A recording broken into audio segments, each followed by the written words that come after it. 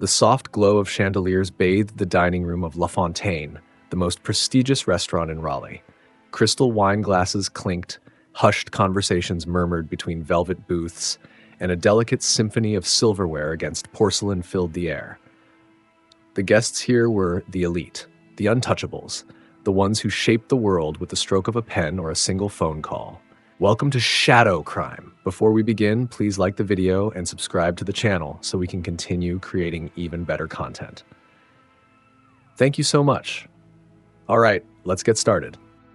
Among them moved Evelyn Carter, a waitress whose grace belied the weight she carried. She wasn't supposed to be here, not like this. Once upon a time, she dreamed of being on stage, of her voice filling concert halls instead of taking orders from the rich and entitled. But life had other plans. With bills piling up and no safety net beneath her, she had no choice but to put her dreams on hold and serve those who never had to worry about anything. She had learned to smile through the arrogance, to nod politely through impossible requests, but there was one man she despised more than all the rest. Victor Langston. He was a regular at La Fontaine, a man who thrived on power and control, a millionaire who wore arrogance like a custom-tailored suit, with a smirk that always hinted at some cruel amusement. Victor didn't just dine here, he ruled the room. Every glance, every word, every flick of his wrist dictated the atmosphere around him, and when he got bored, he entertained himself by making others squirm. Evelyn had been his target more times than she could count. "Still here, sweetheart?" he mused one evening, swirling the wine in his glass, eyes sharp with mockery. "I thought for sure someone like you had bigger dreams than refilling water glasses." She gritted her teeth but forced a smile. "Dreams don't pay the bills, Mr. Langston." Victor chuckled. "That's the problem with people like you, always waiting for something better instead of taking it." There was something about him, something dangerous, something suffocating. But Evelyn knew one thing for certain. Victor Langston was a man who had never been told no. And she wasn't sure how long she could keep playing his game. Evelyn had dealt with all kinds of customers at La Fontaine. The dismissive, the entitled, the ones who treated waitstaff as background noise. She had mastered the art of staying composed, no matter how degrading the remarks. But there was one type of customer she despised more than anything. The ones who played with people like they were entertainment. And tonight, Leonard Whitmore was that man. Leonard was a businessman with too much money and too little character. He thrived on control, on bending others to his will just to amuse himself. He wasn't as openly cruel as Victor Langston, but his mockery dripped with a subtler poison. He had been watching Evelyn all evening, his interest veiled behind lazy smirks and sharp words. And now, as she set down his dessert plate, he leaned back in his chair and took his game to the next level. "You know," he mused, tapping his fork against the plate, "someone told me you used to be a musician." Evelyn froze for just a fraction of a second, just enough for him to notice. "I wonder," Leonard continued, his voice smooth yet laced with mischief. "Do you still play? Or has serving filet mignon dulled that talent of yours?" Evelyn inhaled slowly. She had heard this tone before, the carefully crafted insults disguised as casual curiosity. "I'm just here to work, sir," she said evenly. "But surely," Leonard persisted, glancing around the room, "a woman with your supposed talent wouldn't mind proving it. Unless, of course, you're all talk." A ripple of amusement spread through the nearby tables. Eyes turned to her, waiting. The restaurant was full of people like him, people who loved a spectacle. She clenched her fists at her sides, heat rising in her chest. She knew exactly what he wanted. He wanted to humiliate her. He wanted to see her flustered, to see her fail. And that's why she wouldn't give him the satisfaction. Evelyn let out a quiet breath, then turned to the maître d'. "Is the piano available?" A hush fell over the restaurant. Leonard's smirk widened, pleased that she had taken the bait.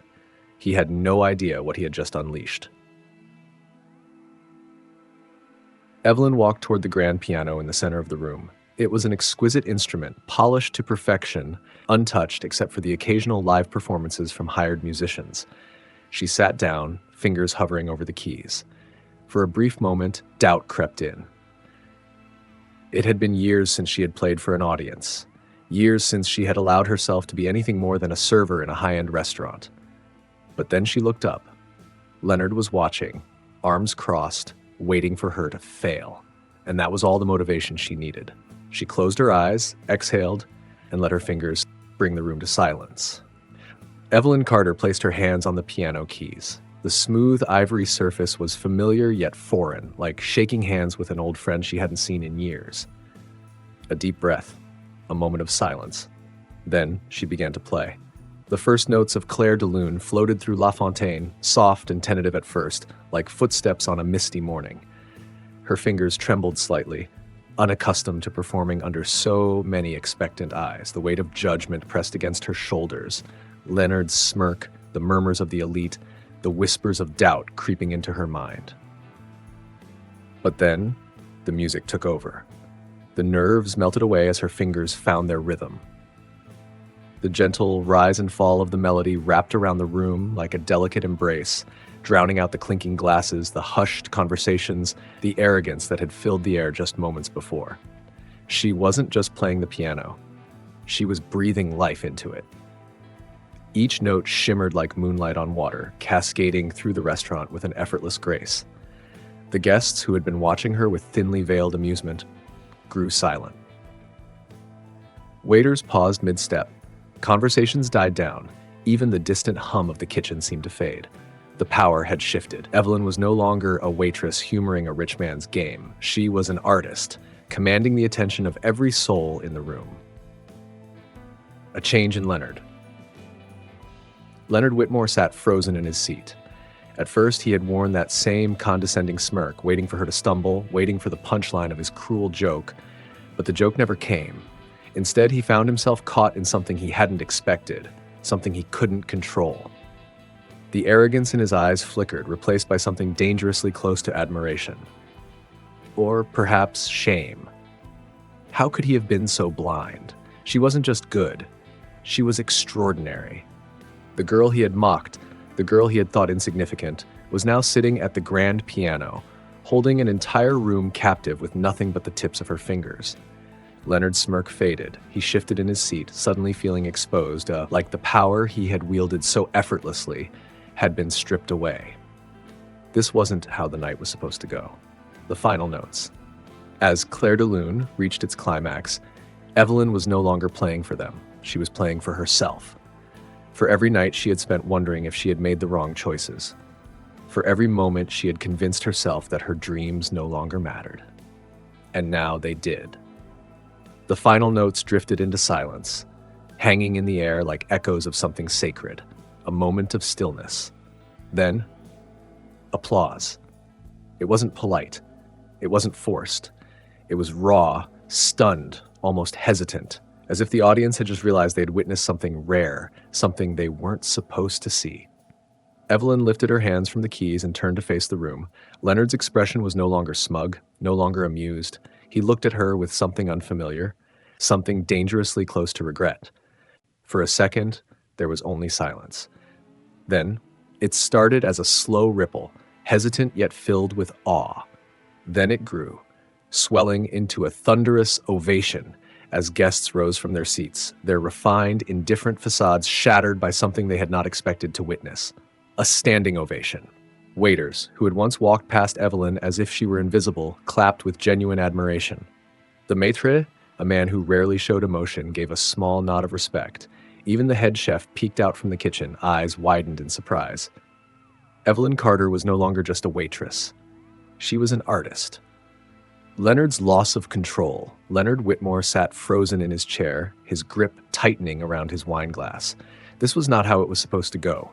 He had set her up to fail, to embarrass herself, to prove that she was nothing more than another nameless face serving the elite. And yet, here she was, commanding the entire room. He could feel eyes on him now, waiting for his reaction. He couldn't afford to lose face. With an easy smirk, he leaned back in his chair and forced himself to clap. "Impressive," he said smoothly, his voice carrying just enough charm to hide his irritation. "Truly, Miss Carter, I had no idea you had such hidden talents." But Evelyn saw through him, the false praise, the desperate attempt to maintain his dominance.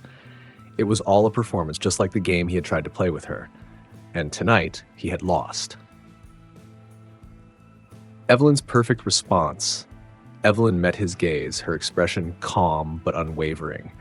She wasn't afraid of him anymore.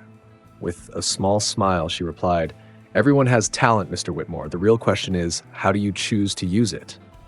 A murmur ran through the crowd. It was a simple statement, but cut deep. For the first time, Leonard had no response, no witty retort, no clever remark to turn the situation in his favor. Because the truth was undeniable. He had used his power to belittle others. She had used hers to create something beautiful. And in that moment, everyone in the room saw the difference. The shift in power. The atmosphere in La Fontaine had changed. Evelyn was no longer just the waitress. She had become something more. As she walked back to her station, people greeted her differently. They saw her now, not as a server, not as someone to be dismissed, but as an artist, as someone who had turned an act of humiliation into a moment of triumph. Leonard remained seated, his smile forced, his fingers tapping absently against the table. For the first time in a long time, he had been outplayed. And Evelyn Carter had won. The night Evelyn Carter changed everything. She hadn't expected anything more than a fleeting moment of recognition, a stolen victory in a world that never seemed to notice her. But fate had other plans. Among the guests at La Fontaine that evening, sitting quietly in the corner, was Henry Donovan, a name whispered with reverence in the music industry. A legendary producer, a man whose touch had turned unknown artists into icons. And he had just witnessed something extraordinary. When the applause had settled and the restaurant returned to its usual rhythm, Henry Donovan remained still, his mind replaying every note of Evelyn's performance. He had heard talent before. He had seen people who could play beautifully, who had trained their whole lives for a moment on stage. But Evelyn Carter had something different. She didn't just play the piano, she spoke through it. The call that changed everything. The next morning, as Evelyn wiped down tables before the lunch shift, her phone buzzed, an unknown number. She hesitated before answering. "Miss Carter?" The voice was smooth, professional, but warm. "This is Henry Donovan." Evelyn's breath caught. She knew that name. Everyone in music knew that name. "I was at La Fontaine last night," he continued. "I heard you play, and I'd like to meet." Her heart pounded. "Meet? For what?" "I think you already know," Donovan said simply. "You have something rare, Evelyn, and I'd like to help you do something with it." The world seemed to tilt. For years, she had convinced herself that her dreams were unreachable, that the life she had once imagined for herself had been nothing more than a fantasy. But now, a man who had built legends was offering her a chance. No more fear. That night, as she sat in her tiny apartment, staring at the city lights beyond her window, she realized something. She had spent so long feeling small, feeling like her talent didn't matter, like she didn't matter. Because people like Leonard Whitmore had made her believe that she was insignificant. Because society had conditioned her to think that some people were meant for greatness, while others were meant to serve. But now she knew the truth. Her talent had value. And more importantly, she had value. The message that matters. Evelyn Carter didn't need Henry Donovan to tell her she was good enough. She had already proved that to herself. But he was offering her a door, like a chance to step into the life she had once thought was impossible. And this time, she was ready. As she packed up her things and prepared to meet him the next day, she whispered to herself, "Never let anyone decide your worth. If you have a dream, chase it." Because no one, not Leonard Whitmore, not society, not even her own fears, would ever hold her back again.